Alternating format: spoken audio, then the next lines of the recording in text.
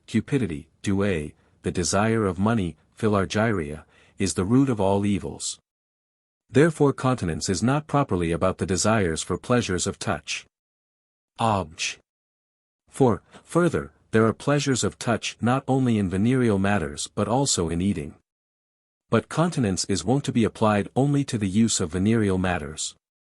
Therefore the desire for pleasures of touch is not its proper matter. Obj. 5. Further, among pleasures of touch some are not human but bestial, both as regards food, for instance, the pleasure of eating human flesh. And as regards venereal matters, for instance the abuse of animals or boys. But continence is not about such like things, as stated in Ethic. 7, 5. Therefore desires for pleasures of touch are not the proper matter of continence. On the contrary, the philosopher says, Ethic. 7, 4, that continence and incontinence are about the same things as temperance and intemperance. Now temperance and intemperance are about the desires for pleasures of touch, as stated above, Q. 141, 4. Therefore continence and incontinence are also about that same matter. I answer that, continence denotes, by its very name, a certain curbing, in so far as a man contains himself from following his passions.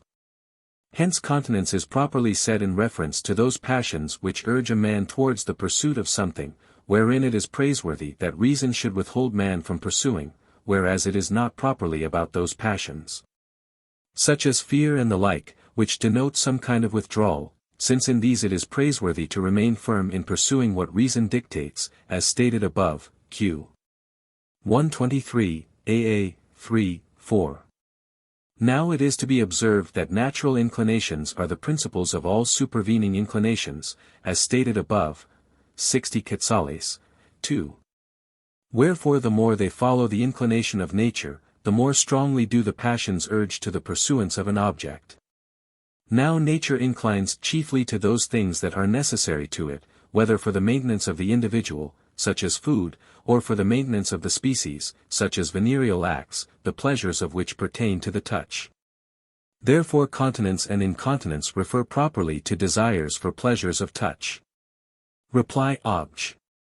1. Just as temperance may be used in a general sense in connection with any matter, but is properly applied to that matter wherein it is best for man to be curbed, so, 2, continence properly speaking regards that matter wherein it is best and most difficult to contain oneself, namely desires for pleasures of touch.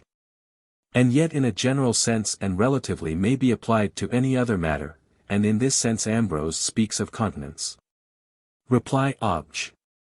2. Properly speaking we do not speak of continence in relation to fear, but rather of firmness of mind which fortitude implies. As to anger, it is true that it begets an impulse to the pursuit of something, but this impulse follows an apprehension of the soul, in so far as a man apprehends that someone has injured him, rather than an inclination of nature. Wherefore a man may be said to be continent of anger, relatively but not simply. Reply Obj. 3. External goods, such as honors, riches and the like, as the philosopher says, Ethic. 7, 4, seem to be objects of choice in themselves indeed, but not as being necessary for the maintenance of nature. Wherefore in reference to such things we speak of a person as being continent or incontinent, not simply, but relatively, by adding that they are continent or incontinent in regard to wealth, or honor and so forth. Hence Tully either understood continence in a general sense, as including relative continence, or understood cupidity in a restricted sense as denoting desire for pleasures of touch. Reply Obj. 4. Venereal pleasures are more vehement than pleasures of the palate, wherefore we are wont to speak of continence and incontinence in reference to venereal matters rather than in reference to food. Although according to the philosopher they are applicable to both. Reply Obj. 5. Continence is a good of the human reason, wherefore it regards those passions which can be connatural to man. Hence the philosopher says, Ethic. 7, 5, that, if a man were to lay hold of a child with desire of eating him or of satisfying an unnatural passion whether he follow up his desire or not, he is said to be continent, cf. 4, not absolutely,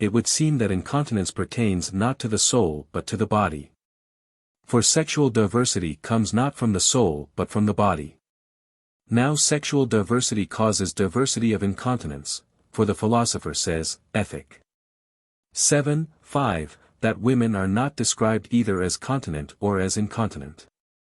Therefore incontinence pertains not to the soul but to the body. Obj. 2. Further, that which pertains to the soul does not result from the temperament of the body. But incontinence results from the bodily temperament, for the philosopher says, Ethic. 7:7, that it is especially people of a quick or choleric and atrabilious temper whose incontinence is one of unbridled desire. Therefore incontinence regards the body. Obj. 3. Further, victory concerns the victor rather than the vanquished. Now a man is said to be incontinent, because the flesh lusteth against the spirit, and overcomes it. Therefore incontinence pertains to the flesh rather than to the soul. On the contrary, man differs from beast chiefly as regards the soul. Now they differ in respect of continence and incontinence, for we ascribe neither continence nor incontinence to the beasts, as the philosopher states, Ethic. 7:3.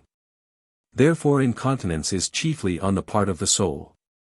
I answer that, things are ascribed to their direct causes rather than to those which merely occasion them. Now that which is on the part of the body is merely an occasional cause of incontinence. Since it is owing to a bodily disposition that vehement passions can arise in the sensitive appetite which is a power of the organic body. Yet these passions, however vehement they be, are not the sufficient cause of incontinence, but are merely the occasion thereof, since, so long as the use of reason remains, man is always able to resist his passions. If, however, the passions gain such strength as to take away the use of reason altogether, as in the case of those who become insane through the vehemence of their passions, the essential conditions of continence or incontinence cease.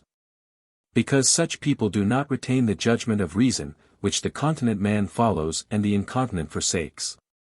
From this it follows that the direct cause of incontinence is on the part of the soul, which fails to resist a passion by the reason. This happens in two ways, according to the philosopher, Ethic.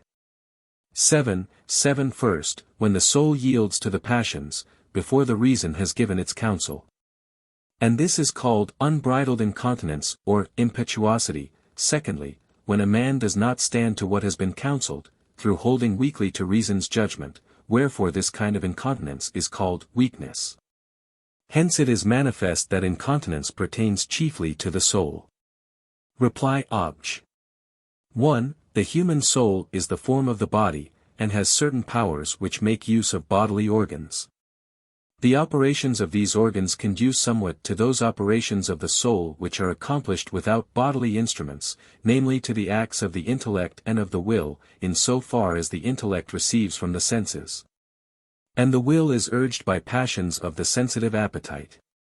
Accordingly, since woman, as regards the body, has a weak temperament, the result is that for the most part, whatever she holds to it weakly, although in rare cases the opposite occurs, according to Prov. 31:10, who shall find a valiant woman? And since small and weak things are accounted as though they were not, Aristotle, Phys. 2:5, the philosopher speaks of women as though they had not the firm judgment of reason, although the contrary happens in some women. Hence he states that we do not describe women as being continent, because they are vacillating through being unstable of reason, and are easily led so that they follow their passions readily. Reply Obj. 2. It is owing to the impulse of passion that a man at once follows his passion before his reason counsels him. Now the impulse of passion may arise either from its quickness, as in bilious persons, cf 1-2, 46 Quetzales, a. 5, or from its vehemence, as in the melancholic, who on account of their earthy temperament are most vehemently aroused. Even so, on the other hand, a man fails to stand to that which is counselled, because he holds to it in weakly fashion by reason of the softness of his temperament, as we have stated with regard to woman, ad 1. This is also the case with phlegmatic temperaments, for the same reason as in women.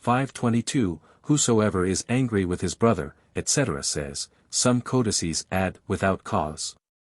However, in the genuine codices the sentence is unqualified, and anger is forbidden altogether. Therefore it is nowise lawful to be angry. Obj. 2. Further, according to Dionysius, Div. Nom. 4, the soul's evil is to be without reason. Now anger is always without reason, for the philosopher says, Ethic. 7:6, that anger does not listen perfectly to reason, and Gregory says, Moral. v. 45, that when anger sunders the tranquil surface of the soul, it mangles and rends it by its riot, and Cassian says, De inst canob. 8:6, from whatever cause it arises, the angry passion boils over and blinds the eye of the mind. Therefore it is always evil to be angry. Obj. 3. Further, anger is desire for vengeance, Aristotle, Ret. 2:2, according to a gloss on Leviticus 19 verse 17, thou shalt not hate thy brother in thy heart.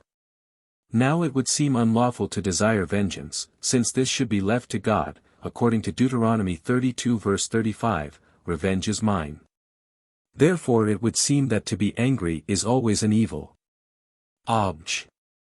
4. Further, all that makes us depart from likeness to God is evil.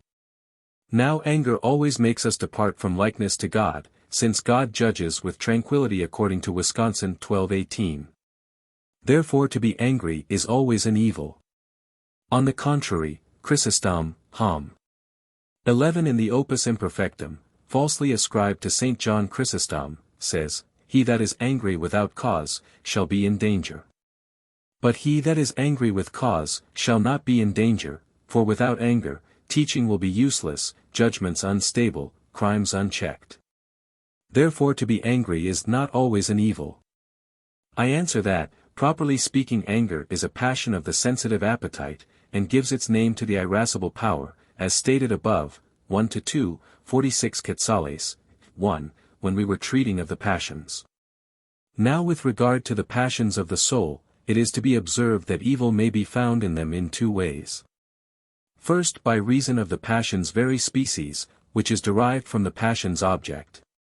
Thus envy, in respect of its species, denotes an evil, since it is displeasure at another's good, and such displeasure is in itself contrary to reason, wherefore, as the philosopher remarks, Ethic. 2:6, the very mention of envy denotes something evil.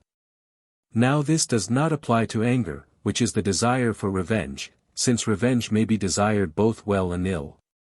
Secondly, evil is found in a passion in respect of the passion's quantity, that is in respect of its excess or deficiency, and thus evil may be found in anger, when, to wit, one is angry, more or less than right reason demands. But if one is angry in accordance with right reason, one's anger is deserving of praise. Reply Obj. 1. The Stoics designated anger and all the other passions as emotions opposed to the order of reason. And accordingly they deemed anger and all other passions to be evil, as stated above, 1-2, 24 Quetzales, 2, when we were treating of the passions. It is in this sense that Jerome considers anger. For he speaks of the anger whereby one is angry with one's neighbor, with the intent of doing him a wrong. But, according to the Peripatetics, to whose opinion Augustine inclines, de Civ.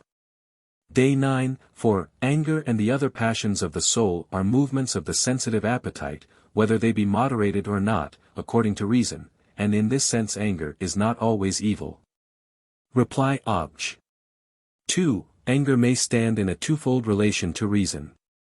First, antecedently, in this way it withdraws reason from its rectitude, and has therefore the character of evil. Secondly, consequently, inasmuch as the movement of the sensitive appetite is directed against vice and in accordance with reason, this anger is good, and is called zealous anger. Wherefore Gregory says, Moral. v. 45, we must beware lest, when we use anger as an instrument of virtue, it overrule the mind, and go before it as its mistress, instead of following in reason's train, ever ready, as its handmaid, to obey. This latter anger, although it hinder somewhat the judgment of reason in the execution of the act,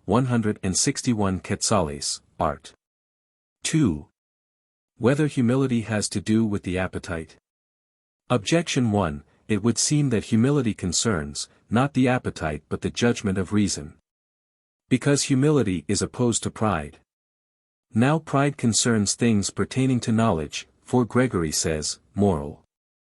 34:22, that pride, when it extends outwardly to the body, is first of all shown in the eyes, wherefore it is written, P.S. 130:1, Lord, my heart is not exalted, nor are my eyes lofty. Now eyes are the chief aids to knowledge. Therefore it would seem that humility is chiefly concerned with knowledge, whereby one thinks little of oneself. Obj. 2. Further, Augustine says, De Virginity. 31, that almost the whole of Christian teaching is humility. Consequently nothing contained in Christian teaching is incompatible with humility. Now Christian teaching admonishes us to seek the better things, according to 1 Corinthians 12 verse 31, be zealous for the better gifts. Therefore it belongs to humility to restrain not the desire of difficult things but the estimate thereof. Obj. 3. Further, it belongs to the same virtue both to restrain excessive movement, and to strengthen the soul against excessive withdrawal, thus fortitude both curbs daring and fortifies the soul against fear. Now it is magnanimity that strengthens the soul against the difficulties that occur in the pursuit of great things. Therefore if humility were to curb the desire of great things, it would follow that humility is not a distinct virtue from magnanimity, which is evidently false. Therefore humility is concerned, not with the desire but with the estimate of great things. Obj. 4. Further, Andronicus, De Affectibus, assigns humility to outward show. For he says that humility is the habit of avoiding excessive expenditure and parade. Therefore it is not concerned with the movement of the appetite. On the contrary, Augustine says, De Ponit. Serm. Cly, that the humble man is one who chooses to be an abject in the house of the Lord, rather than to dwell in the tents of sinners. But choice concerns the appetite. Therefore humility has to do with the appetite rather than with the estimative power. I answer that, as stated above, 1. It belongs properly to humility, that a man restrain himself from being borne towards that which is above him.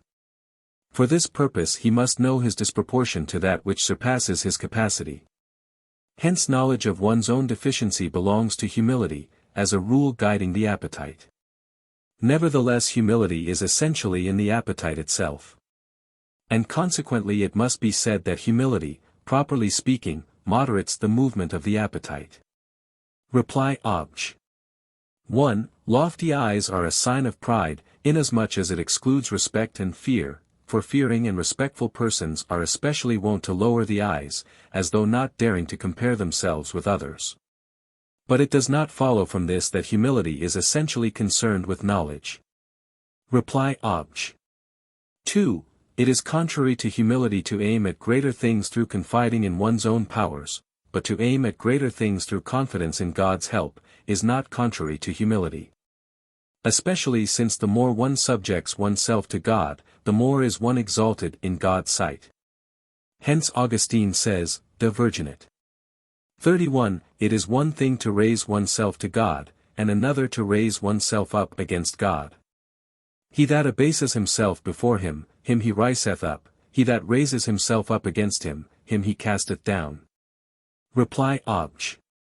3. In fortitude there is the same reason for restraining daring and for strengthening the soul against fear, since the reason in both cases is that man should set the good of reason before dangers of death.